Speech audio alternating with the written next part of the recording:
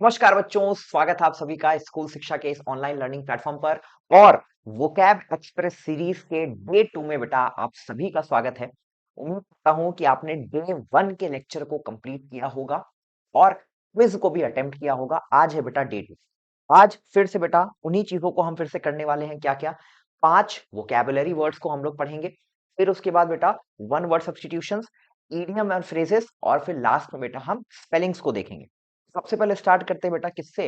Vocabulary से। ठीक है, चलो सबसे पहले बेटा वोकैबुलरी करने जा रहे हैं। तो पहला वर्ड है बेटा आपके लिए एल एलार्किटी एलाक्रिटी सॉरी एलाक्रिटी। ठीक है, एलाक्रिटी का मतलब क्या होता है बेटा?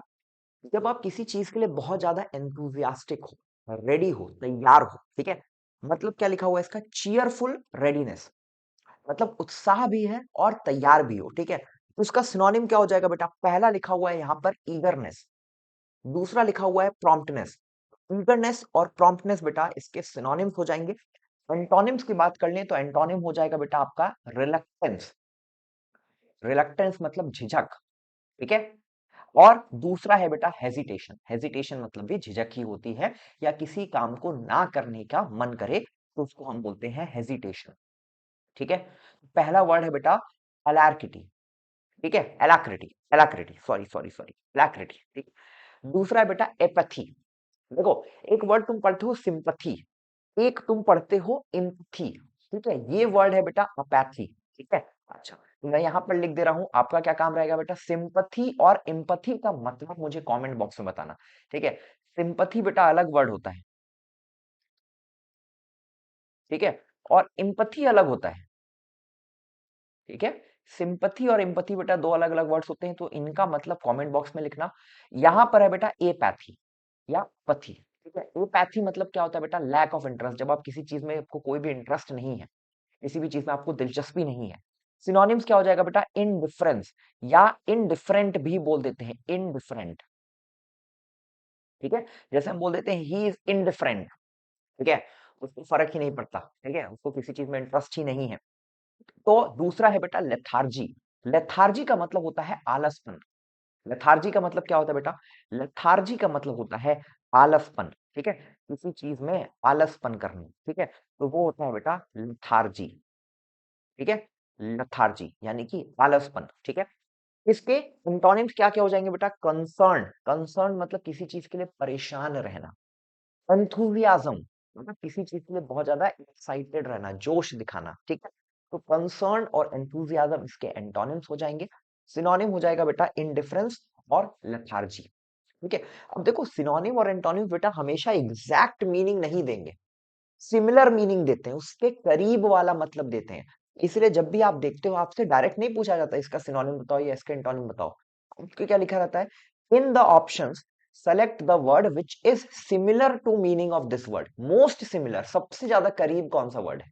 ठीक है, अगर मान लो बेटा अपैथी का तुमसे पूछता है सिनोनिम बताओ, और तुमको ऑप्शन में इंडिफरेंस भी दिया हुआ है, लेथार्जी भी दिया हुआ है, तो ज्यादा करीब बेटा, ज्यादा बेहतर सिनोनिम इंडिफरेंस होगा। लेथार्जी थोड़ा सा उससे दूर है, लेथार्जी का मतलब होता है आलसपन। ठीक है, वैसे ही बेटा अगर बोलता है कि इसका एंटोनिम बताओ, तो एंटोनिम ज्यादा अच्छा है बेटा एंथुजियाज्म। कंसर्न का मतलब होता है किसी चीज के लिए परेशान रहना। ठीक है, चलो, और क्या है बेटा? दूसरा वर्ड है बेटा एम्बिगुअस। जब भी बेटा एम्बिगुअस आ जाए, ठीक है, एम्बी जब भी वर्ड आ जाए, एम्बी, एम्बी का मतलब होता है बोथ, दोनों।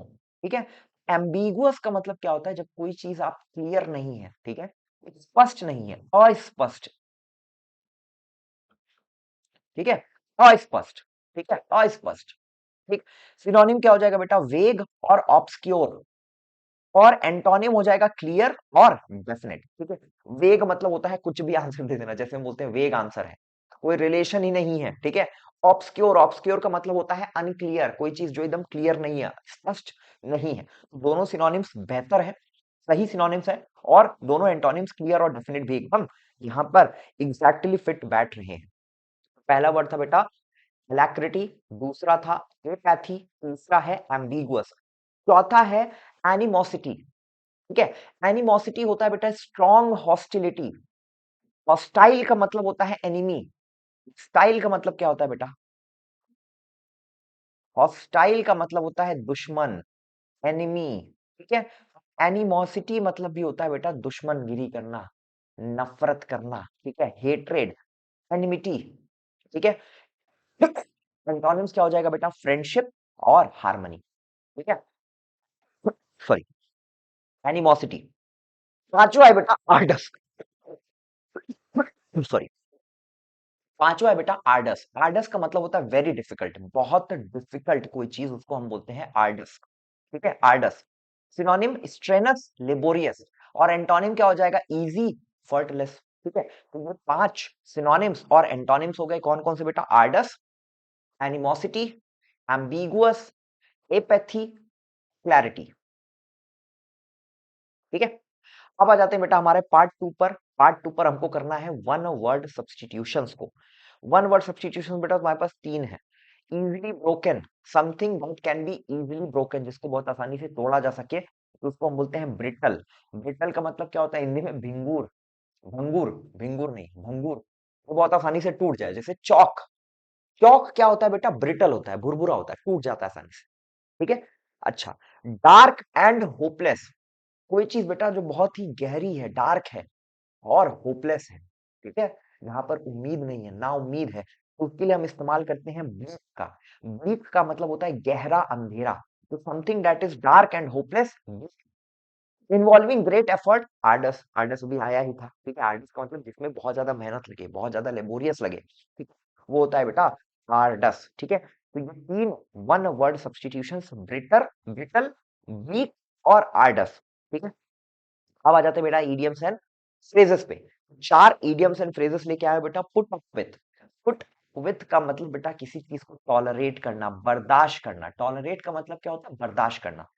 पुट अप विथ का मतलब क्या होता है, जब आप किसी चीज को बर्दाश्त कर रहे हो, जैसे बोल दिया जाता है, मान लो तुम्हारा कोई दुश्मन है, ठीक है, और उसी दुश्मन के साथ तुमको मान लो स्कूल में, बस में एक ही सीट पे जाना है, स्कूल में तुम्हारे टीचर ने तुम्हारे दुश्मन को एक साथ बैठा दिया, तो क्या बोलते हैं, टीचर क्या बोलेगा, पुट अप विथ हिम, ठीक है, उसके साथ मैनेज करो, उसको टॉलरेट करो, उसको बर्दाश्त करो, ठीक है।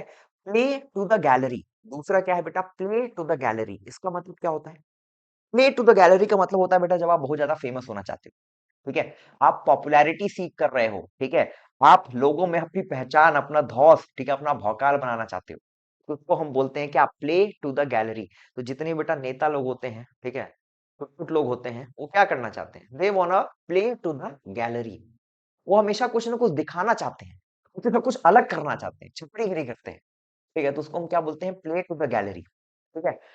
Tie oneself in knots, tie oneself in knots का बेटा दो मतलब होता है, ठीक है, या तो कंफ्यूज हो जाना, या तो होता है to get into trouble, to get into trouble, खुद से बेटा इसमें जाना, मुसीबत में जाना, खुद से मुसीबत मोल लेना, खुद से ही ऐसा काम किया, अपने पैर पर कुल्हाड़ी मारना। टाई वनसेल्फ इन नॉट्स, इसका मतलब क्या होता है बेटा, कंफ्यूज हो जाना, ठीक है, टू गेट कंफ्यूज। चौथा है बेटा हेल्टर स्केल्टर, ठीक है, ये एग्जाम फेवरेट है, याद रखना। हेल्टर स्केल्टर का मतलब होता है बेटा डिसऑर्डरली, जब भी कोई चीज अपनी जगह पर नहीं है, सुव्यवस्थित तरीके से नहीं रखी गई है, तो उसको हम बोलते हैं हेल्टर स्केल्टर, ठीक है। My room is helter skeletal, इसका मतलब क्या है बेटा, मेरा रूम जो है पूरा अस्त व्यस्त है, ठीक है। तो चार idioms and phrases, put up with, दूसरा है प्ले टू द गैलरी, तीसरा है to tie oneself in knots, knots का मतलब होता है गांठ, हेल्टर स्केल्टर, ठीक है, हेल्टर स्केल्टर मतलब डिसऑर्डरली, अस्त व्यस्त, ठीक है। अब इसके बाद बेटा आ जाते हैं स्पेलिंग्स पे। सात स्पेलिंग है, इन्विरॉनमेंट पढ़ाया भी है, बताया भी है, इंपॉर्टेंट है एग्जाम के लिए। इन्विरॉनमेंट मतलब पर्यावरण।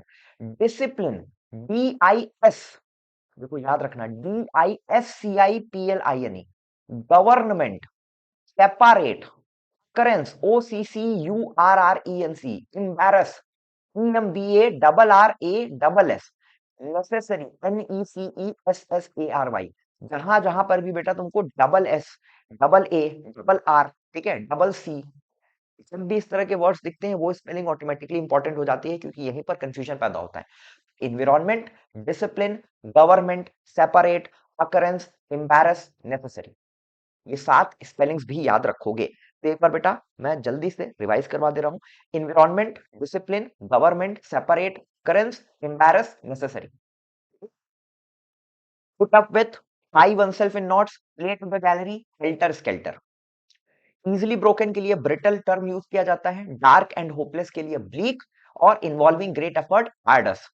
और हार्डस मतलब वेरी डिफिकल्ट, एनिमोसिटी मतलब क्या, दुश्मनी, ठीक है।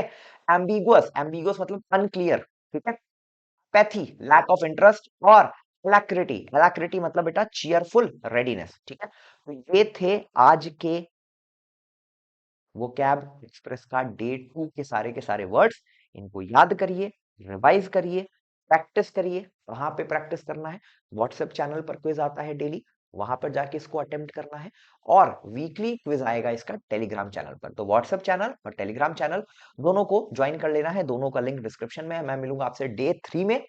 और शाम को बेटा लाइव क्लासेस तो चल ही रही हैं, सीएचएस क्लास 9 के लिए भी, जेएनवी क्लास 9 के लिए भी, सैनिक स्कूल क्लास 9 के लिए भी, और क्लास 11th सीएचएस और जेएनवी के लिए भी। तो शाम को लाइव क्लासेस और सुबह वो कैब सीरीज, इससे अच्छा और क्या चाहते हो। तो मिलूंगा बेटा अगले लेक्चर में, तब तक के लिए पढ़ाई करते रहिए। All the very best, thank you so much and have a wonderful day ahead.